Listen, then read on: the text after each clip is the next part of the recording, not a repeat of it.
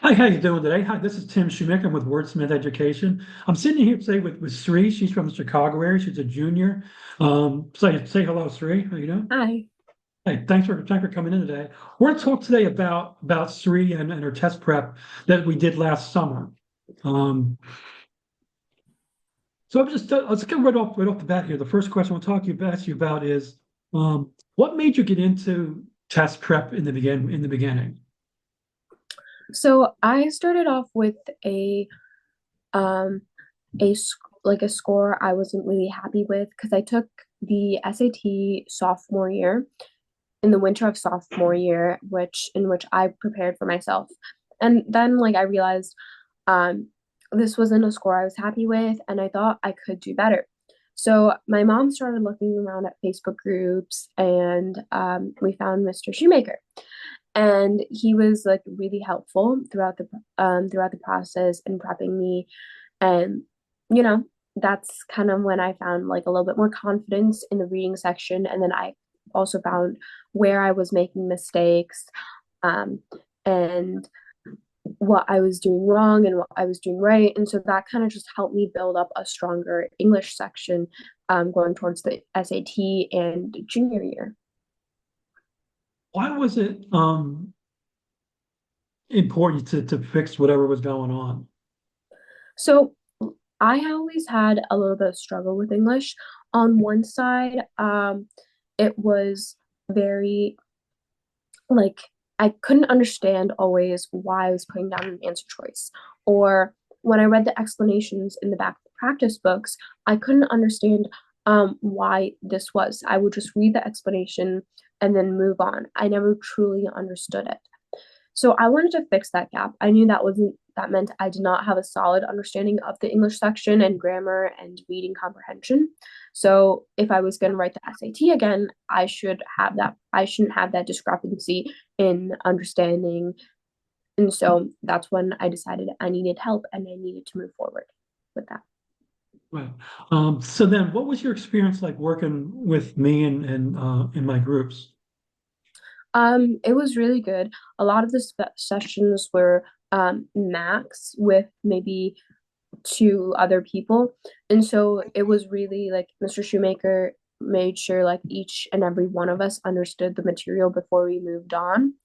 Um, and I also really liked the way he broke it up into lessons because now he didn't just focus on like SAT techniques, like he also focused on grammar and reading in a like very holistic approach.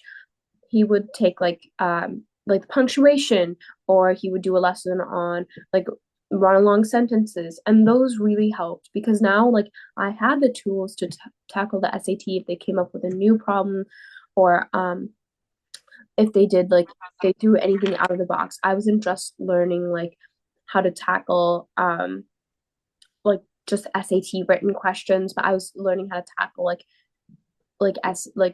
how to approach questions from like a totally different angle. I've always felt that test prep is about the scores. Obviously, we never would have met or the scores weren't important, but you're not like building things that take you beyond that. So I always felt that we're kind of wasting an opportunity, wasting some time. Uh, without getting into scores, what's your best win, I guess, so far? In sales, they call these things wins. So, what's been the best thing that's happened to you, at least in your test taking journey? Definitely the score jump I had, I improved more than 100 points. And so that was really, really good for me. Because like it's obviously good standard that is testing wise, and then also like the amount of material I was able to learn. I think grammar lessons in school have definitely gotten smoother for me. Like there's no gap in understanding because of Mr. Shoemaker's lessons because I know what like I know like basic more in-depth basic punctuation and grammar, and so my writing has definitely improved as well. I think those are the biggest wins, both like qualitatively and quantitatively. How does that make you feel as far as your attitude about school? You feel better in school now?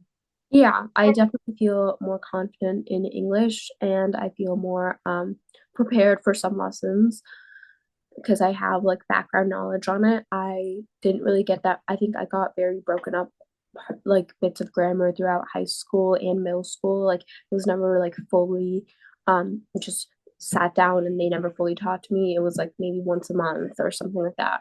And the skills were never practiced. So now because I practiced all through the summer, I have that kind of build up. I know what grammar is and how to use it properly. So it kind of helps a lot when like I'm gonna write my college essays or even like when I'm doing a grammar quiz in high school now. Thanks for, by the way, thanks for calling Mr. Shoemaker. I'm already old, so you make me feel a bit older. So thanks so much for that. Um, what kinds of things are you excited about and think about moving forward? And we talked about the ACT a little bit. Um, tell me about that you have about you having on the eye in the ACT now. Yeah, so I've always wanted, I'm gonna try the ACT this spring. My school, that's the standardized test registered with my school that all juniors must take. So I am doing a little bit more prep work for that because I still want to do good on it.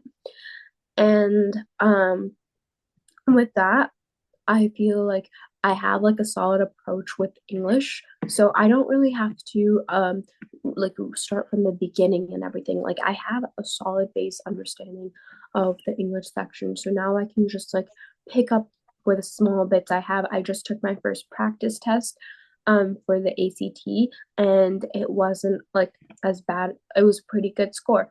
And so with that, like it was because of like all the prep work I did with Mr. Shoemaker during the summer. So it's definitely going to be, I think, a lot easier for me to study for now than it was like if I didn't take any of the prep work. Right, For good. That's the ACT should be like in a way. I always felt that when you're doing prep from one test to the other, that if you're prepping for one, you're actually prepping for both at the same time to some degree. They're not completely the same test, but building that skills foundation is something that can carry over into a lot of things, I guess, school included. Um, so what was your experience like working in those small classes last summer? Um, I liked it a lot. I'm not very good in like a big class. I think I'm a very small class, small groups person. I like having like one-on-one teachings or like small group teachings. So I felt really comfortable with that. And also like in a small group, it's it's better than for like for some people it's better if because it's not one-on-one because you get to hear more ideas and thoughts and questions, which is always really good for your learning. And two, like it takes some pressure off of you as well. You don't always have to know the answer. If someone else knows the answer, you can like a little bit rely on them, which I know makes some people feel a little bit more comfortable because speaking up is it's hard and I know like I struggle with that as well. So having like a partner and stuff who or another person just come into the small group with me, that was really good as well. Right. Um, Cool. So what would you say to somebody who's considering tutoring right now? I say go for it. Everyone I think needs like a pair of eyes looking over their shoulders. You never really know like if this mistake is gonna make your break your SAT score or at least get you a couple points wrong on it. So if like you're struggling even a little bit or you think you just need to brush up on just a section of the grammar, just a section of the English, and I say just go for it. There, if you can do it, there is no harm in getting like additional help that's going to improve. um and you can always like seek to learn, like it's always going to benefit you because you're always going to learn more. You're going to learn a new way how to approach problems, and maybe that's going to be easier than you thought.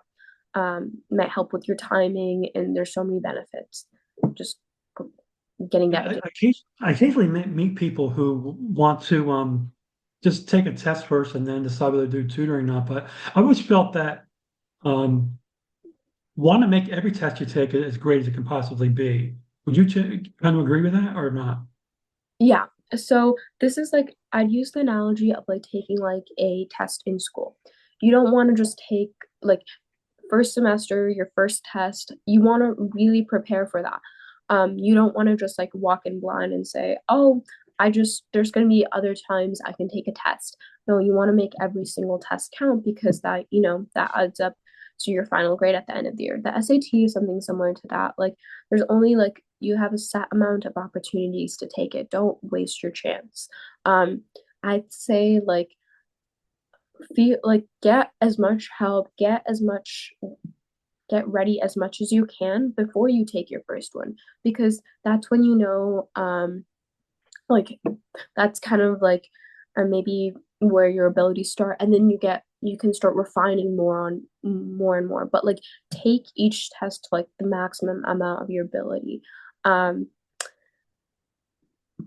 and if that like means seeking additional tutoring, I say go for that, and We're talking take as about many practice tests as you want like beforehand. But I wouldn't say like take the SAT like being unprepared, or if you're not confident, or if you see if there's like a clear pattern of discrepancy somewhere between your math or your English, I'd say reach out for help then. right. We talk about me too much here. How about you? What kind of things are you interested in? What are your goals?